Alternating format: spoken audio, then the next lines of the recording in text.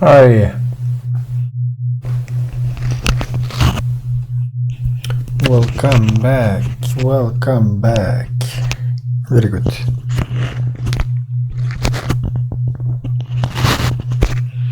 Welcome back. This is meaningless coding. We are going to investigate the message queues. There are two types of messaging systems we are going to investigate. Now there are more, like Redis or even Hub, but under this topic we are going to investigate two: Service Bus and Azure Queue Storage. Let's start with the Service Bus. When do you consider using the Service Bus?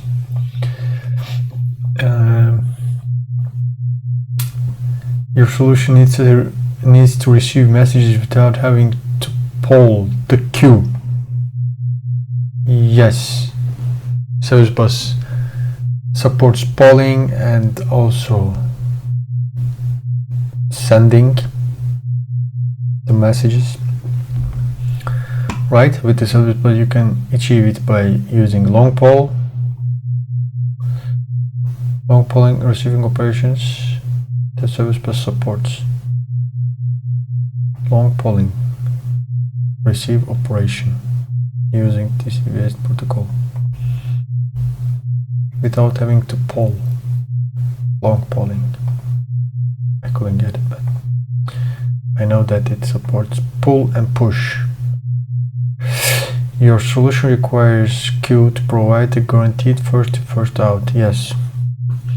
In the queue, there are two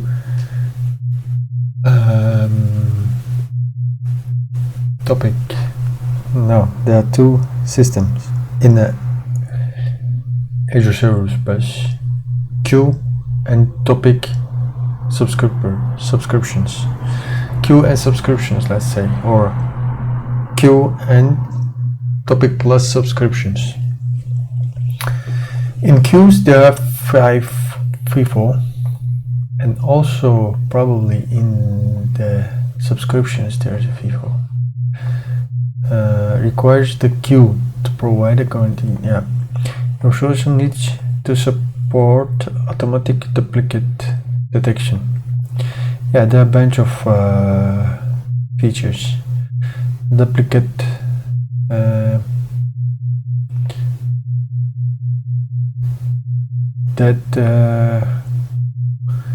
deadlock or that message queue or something. There is another feature. Then you want your application to process messages as a parallel long-running streams. Messages are associated with a stream using the session ID property on the message. In this model, each node in the consuming application competes for streams as opposed to messages. When you want your application to process messages as parallel long running streams. When a stream is given to a consuming node, the node can examine the state of the application stream state using transactions. Yeah, your solution requires transactional behavior and atomic when sending or receiving multiple messages from a queue. Your solution transactional behavior, atomic when sending and receiving multiple messages from a queue. Yeah, transactions. Support transactions. This is parallel processing.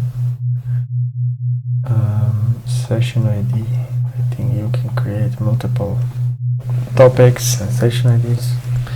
Maybe queues, multiple queues, or one queue with put session ID in it, then if the sessions are different, then probably processors can handle it separately, or individual processors can handle the messages. Your application handles messages that can exceed, yes, because this is the limit for the storage account. Okay, 1 megabyte limit depending on the chosen tier. You deal with a requirement to provide a role-based access model. Yes, and that's also possible, right? No, maybe not. Consider using storage queues when, if you need more than 80 gig of storage, your application wants to track progress for processing a message in the queue. Yes. This is also possible with, also possible in the service bus, man. It's useful if the worker processing a message crashes. Another worker can then use that information to continue. You require server-side logs. Yes, server-side logs. Some common messaging scenarios are, data can be any kind of information, including structured data encoded common formats such as JSON, XML, plain text. Transfer business data such as sales, purchase order, journal, inventory, momentum. Decoupling applications. Some common messaging scenarios. Decoupling the applications. Topic subscriptions, message sessions.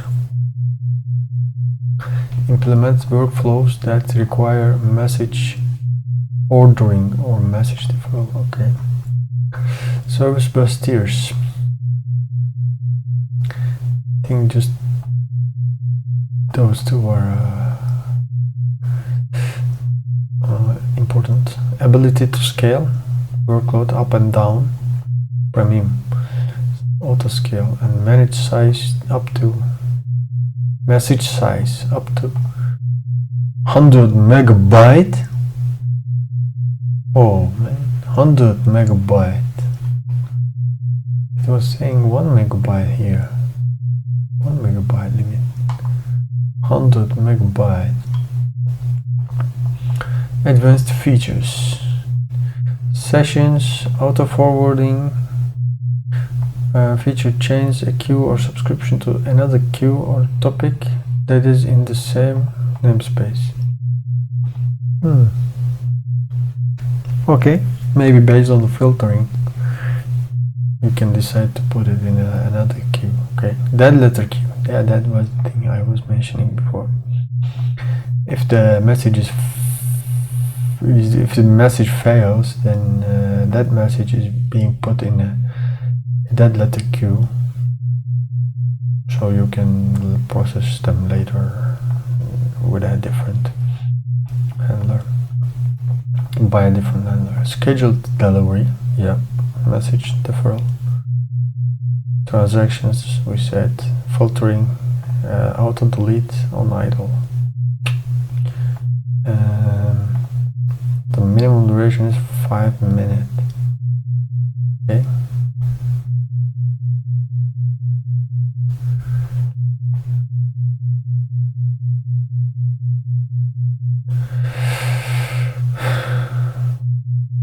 Duplicate detection, security protocol, geo-disaster recovery. When Azure regions or data centers experience downtime, geo-disaster recovery enables data processing to continue operating in a different region or data set. Very good. Security. Service Bus supports standard AMQP10 and HTTP REST protocols. Really? HTTP.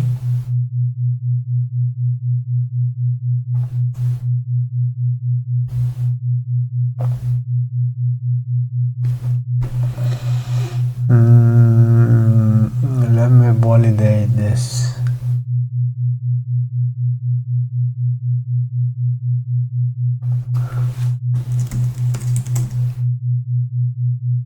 Where's the storage queue?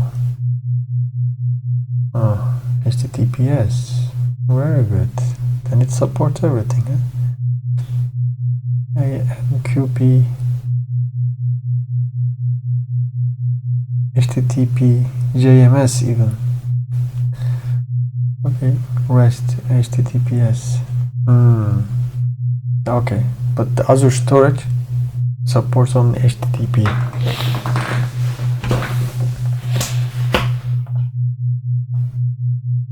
Okay, this looks like Azure version of some MQTT broker like RabbitMQ, maybe, yeah?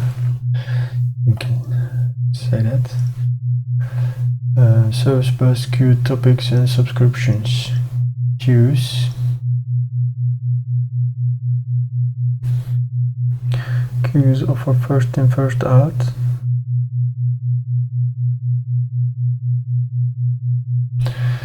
A real benefit is load leveling, which enables producers and consumers to send and receive messages at different rates. Yes, receive modes. Yes, but this is important. There is a two type of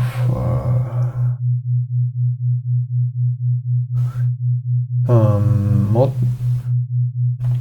receive and delete. This is also for storage account.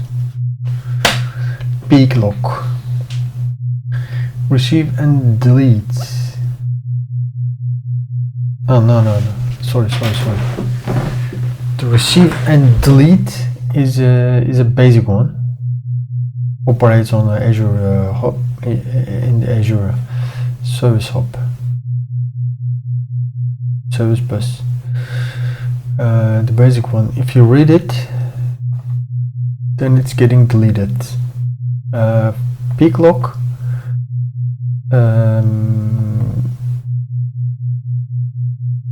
has two stages.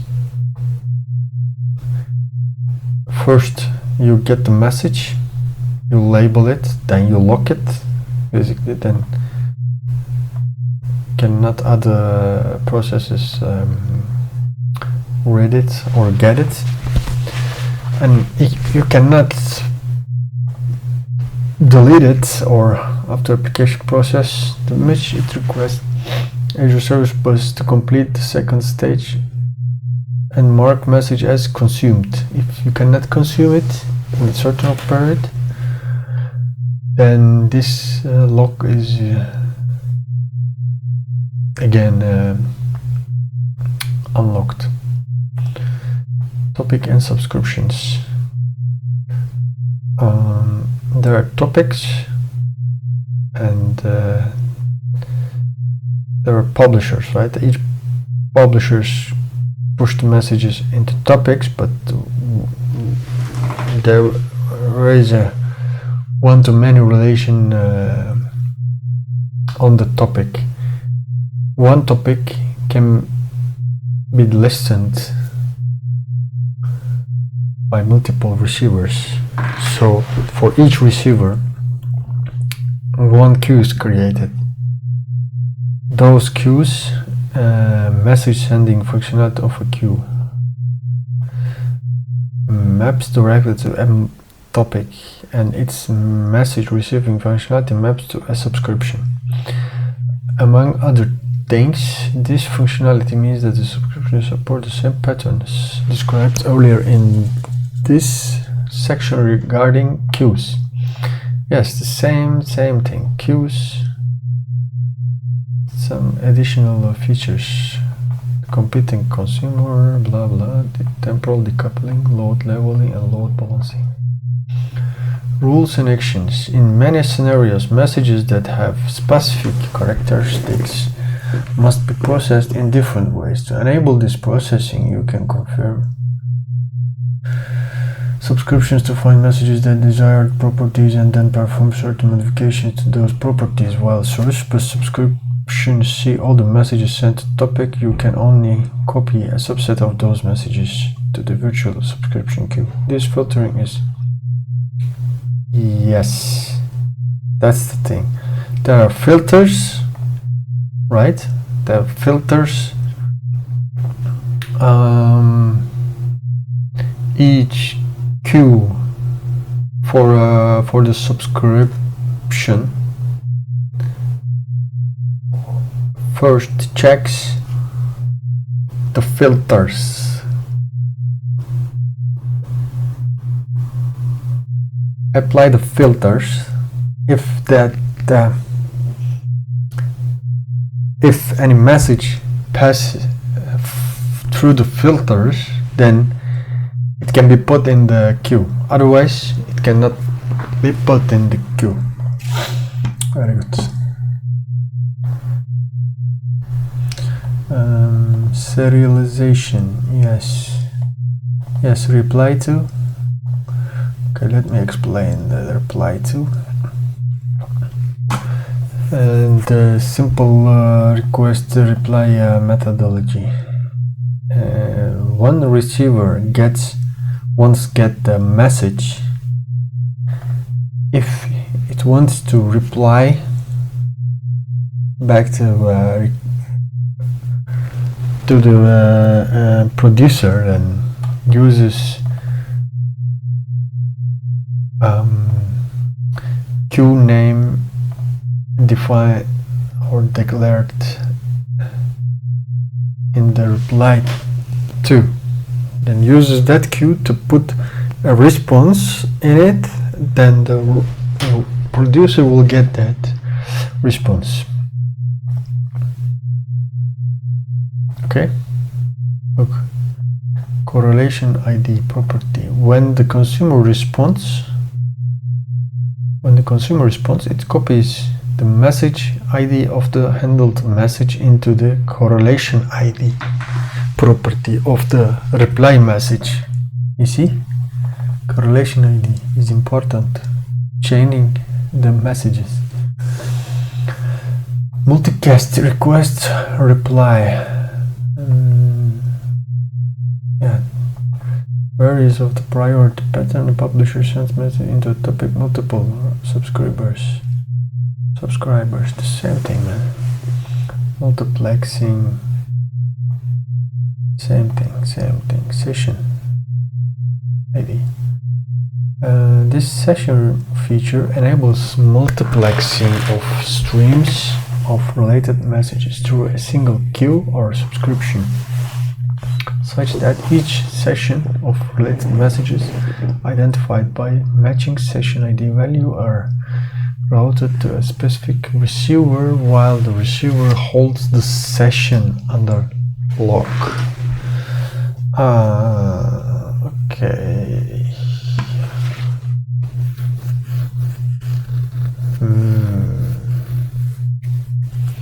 Very good. Payload serialization. When in the transistor stored inside the Azure Service Bus, the payload is always an opaque binary block. The content type property enables application to describe the payload with the suggested format for the property values being mimicked. Content type description according to blah blah. For example, unlike Java, Service Bus supports creating blocked message instances by passing arbitrary .NET objects into the constructor. And the legacy SBMP protocol serializes object with the default binary serializer or the blah blah blah AMQP protocol serializes object AMQP object. And then you can get the body with get body, etc. Yes, continue. Storage, Azure Queue Storage. storage account, queue and message described here. Very good. The libraries.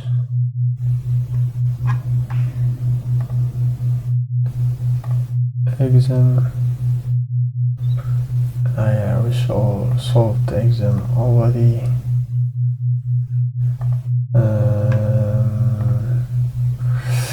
The first one is the FIFO, first in first out, supported by the Service Bus. Second one, what's the difference between the Service Bus queues and the topics with subscription? The queues are for single message queues allow processing of a message by a single consumer, while topics with subscriptions provide a one-to-many. Yes, it enables applications to describe the payload, content type, payload type, and the queue client creates the queue, deletes the queue, and manages the messages. Yes, that's all. Thank you very much.